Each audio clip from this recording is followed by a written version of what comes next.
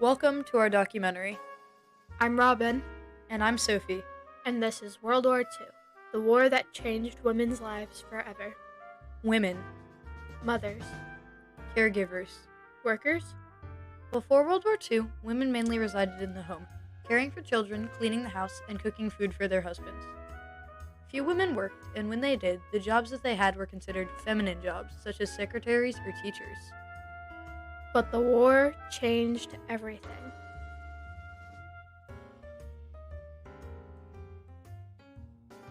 In early September of 1939, Nazi Germany invaded Poland, leading Great Britain and France to declare war on Germany, starting World War II. Later, during 1941, the attack on Pearl Harbor occurred, causing the U.S. to enter the war. The Allies were fighting against the Axis powers. Men from all over the world were drafted to fight in the military. Those men also held jobs, so, as one might guess, there were many open spots that needed to be filled in order to keep the economy as stable as possible. Women, of course, stepped up to the role, setting off a long-lasting effect that is seen in our day-to-day life.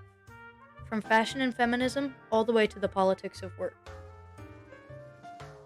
The work women did in World War II affected their clothing and empowered women in the workplace and in day-to-day life ever since.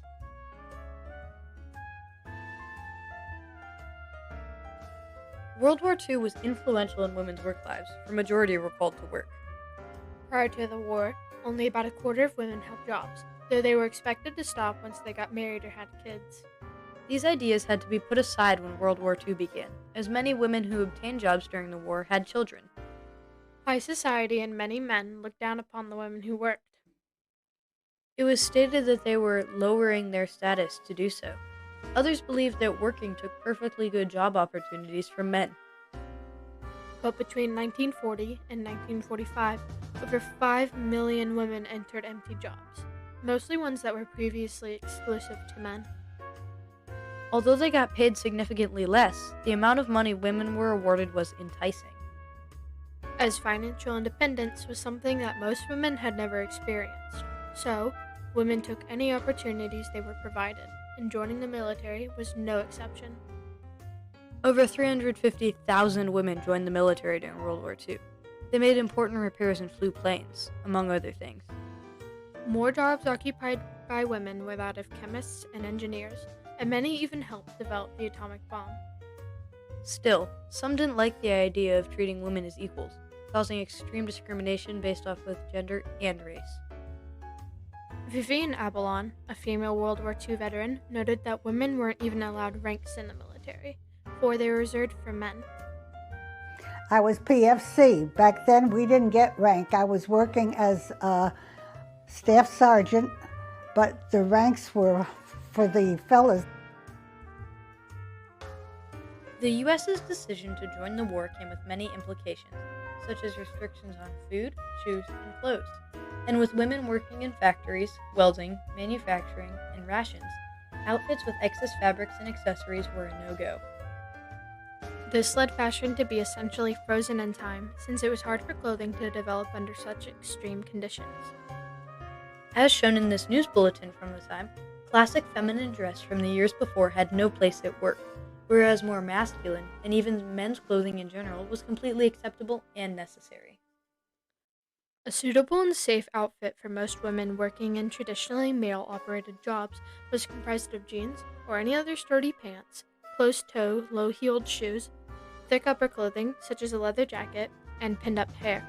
This would be leaving behind many unsustainable women's outfits for an occupation in a factory. Although the articles of clothing previously mentioned were a sort of unspoken requirement, women who didn't work in factories or in manual labor positions would still wear more feminine outfits. As time moved on, though, suits and more masculine clothing became a trend everywhere. Personal accounts and papers from the war say the same. For example, Rosemary Warburton said to the New York Times in March of 1943, "Daytime clothes have become a very simple formula for me, for I devote most of my day to war work. A dark suit is practically my uniform.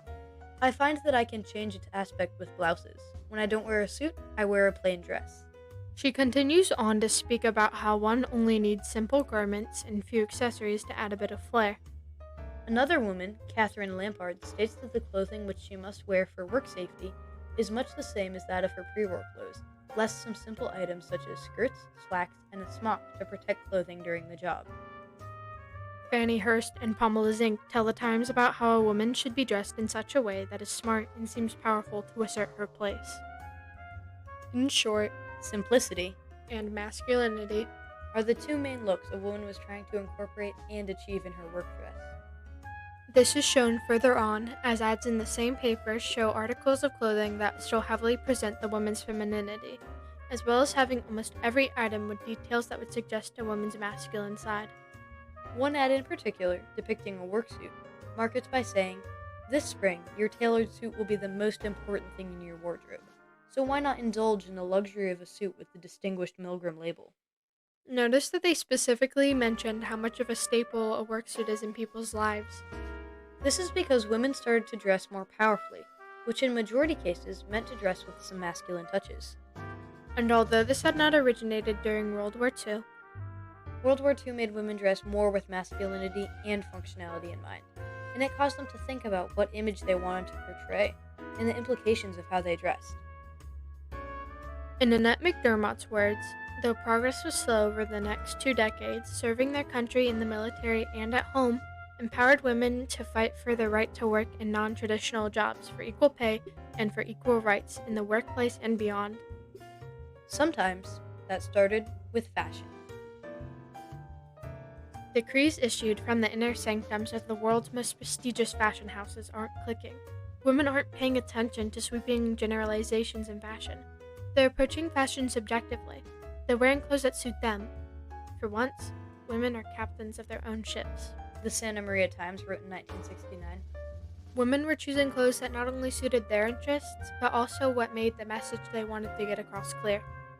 Women's fashion, even after World War II, when there were many breakthroughs for fashion and feminism, was dictated by the male view. During the second wave of the feminist movement in America, which was the 1960s through 1990s, women were still continuing their fight for respect in the workplace. Day-to-day clothing was something they needed to fight for. Men were not only dictating the amount of pay, but also the style of dress women were to wear at work. Women were sick of it. And as seen in history, fashion can prove a point. And deliver a message for people. And women utilized that, wearing longer skirts with more masculine cuts and less feminine details for the time, in opposition to the hyper-feminine aesthetic majority of media had pushed women into. Overall, women who wanted to make a difference dressed as the men did, slowly losing their femininity as time went on, just to get respect. Dr. Adrienne R. Pinky puts it in perspective this way. Our society values masculine energy. We, women, are very performance-oriented, and are often focused on leadership. Most Americans spend the majority of our lives in our masculine energy. In our long-fought attempt to be seen as equals throughout time, we, in some aspects, have become one and the same with how we must present to be seen as powerful. When making a quick internet search on how to dress powerfully as a woman, majority of the results are images of women outfitted in traditionally masculine pieces. This is because having masculine features, looking, or even acting in a masculine way has shown for years to assert some sort of dominance. Women, in turn, have been taught that becoming masculine and shedding their feminine features or behaviors in presence of important people is the only way to be respected by men. They had to make changes throughout time to obtain and continue to occupy the jobs they acquired during the Second World War. And we wouldn't be the same without it. We wouldn't see pantsuits or blazers, and we wouldn't see women being in positions of power, such as politicians or CEOs, if they hadn't adapted and found ways to show their strength. Still, society as a whole is yet to find the balance of dressing hyper-feminine without being looked down upon, immature, or granted less respect by men surrounding them.